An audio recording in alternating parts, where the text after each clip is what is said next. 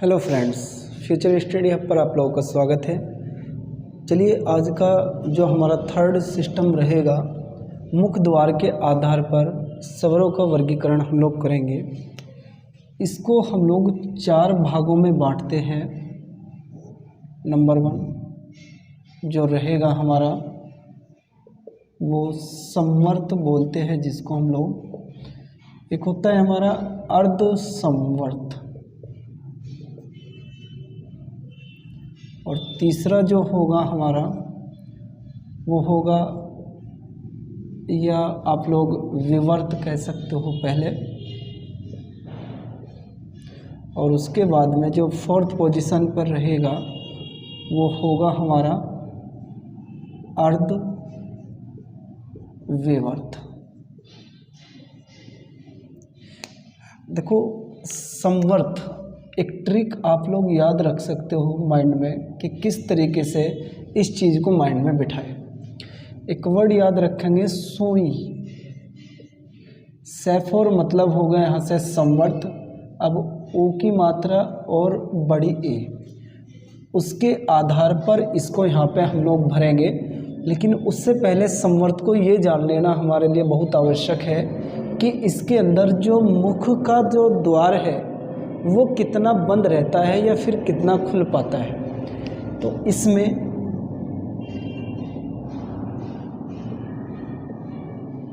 मुख द्वार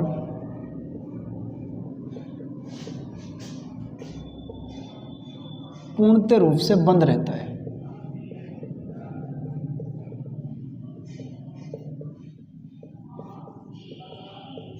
बंद रहता है। एग्जाम्पल हमारे वे कौन से होंगे, मैंने जैसे यहाँ पे आप लोगों को बताया कि सुई एक वर्ड याद रखेंगे जिसके अंतर्गत सैफोर मतलब होगा संवर्त, ओ की मात्रा और ई की मात्रा से रिलेटेड जो इनके परिवार वाले होंगे। जैसे ई हुआ, बड़ी ई हुई, ओ हुआ, छोटा ओ हुआ या बड़ा ओ हुआ।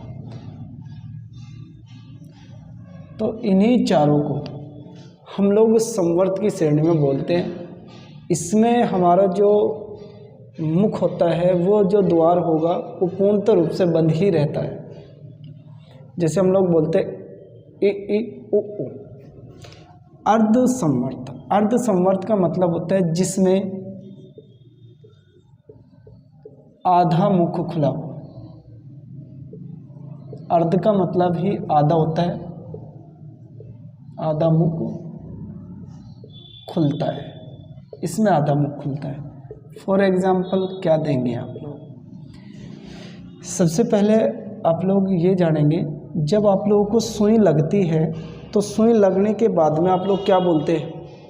एओ, ओए, ओए, ओ, ए, ऐसा बोलते हैं ना। जब आप लोगों को सुई लगती है तो सुई लगने के बाद में क्या बोलते हैं?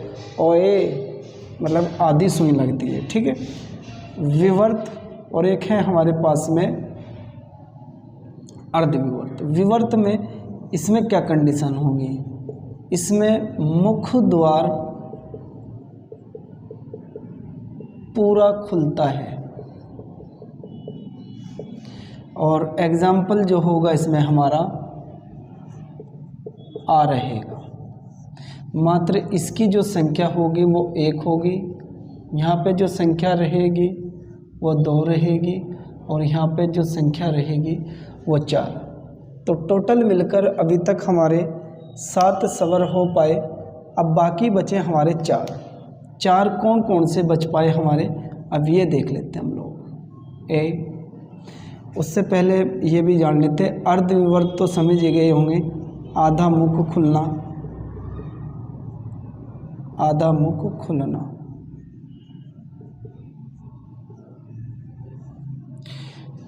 जिसमें 4 रखे गए हमारे स्वर। कौन कौन से बचते? ए बचता है, एक हमारा औ बचता है, और एक हमारा कौन सा बच पा रहा है यहाँ से? ए बच पा रहा, और एक हमारा मैंने पिछली वीडियो में आप लोगों को बताया भी था कि जो अ है हमारा, ये हमारा क्या रहता है, आगत वर्ण होता है। क्या रहता है, आगत वर्ण। आगत की मैंने बात भी करी थी, जो चलकर आया हो।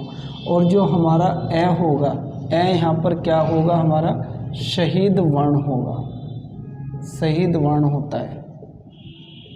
ठीक है, तो स्क्रीनशॉट ले सकते हो। उसके बाद में हम लोग देखेंगे होठों के आधार पर।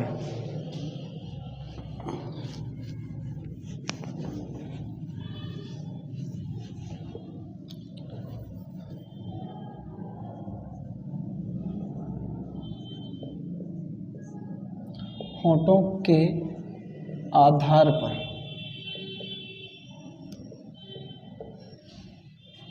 होठों के आधार पर जब हम लोग स्वरों का वर्गीकरण करते हैं तो वो दो तरीके से करते हैं, नंबर 1, नंबर 2। नंबर 1 जो होगा हमारा अवर्तमुखी होगा, और नंबर 2 होगा वर्तमुखी। अब देखो अवर्त और वर्त में क्या फ़र्क होता है। वर्त का मतलब होता है गोल, इसके अंदर जो होठों की जो आकृति रहेगी वो गोलाकार रहेगी। होठों की आकृति गोलाकार, होठ इसके अंदर गोल होते हैं। और आवर्तमुखी के अंदर देखो, जिस शब्द को ऊपर ऐसे लिखा गया हो, ए का मतलब होता है नेगेटिविटी को दर्शाना, मतलब कि नेगेटिविटी नकारात्मक, मने करना। इसमें क्या कहा गया कि इसमें आकृति जो होठों की रहेगी वो गोल नहीं बन पाएगी। होठों की आकृति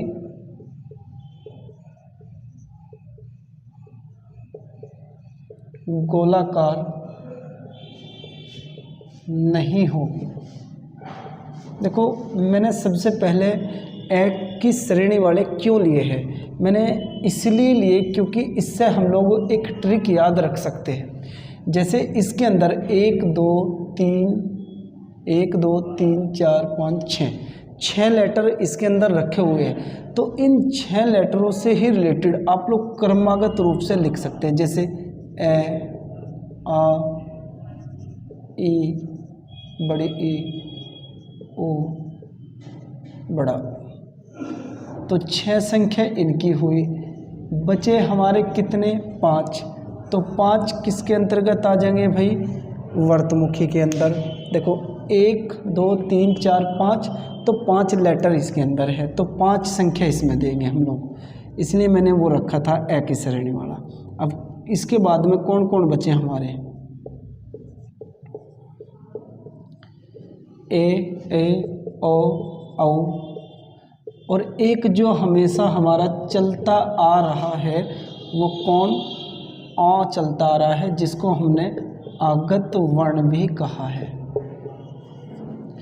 तो ये हमारे 5 संख्या यहाँ से होती है प्राप्त।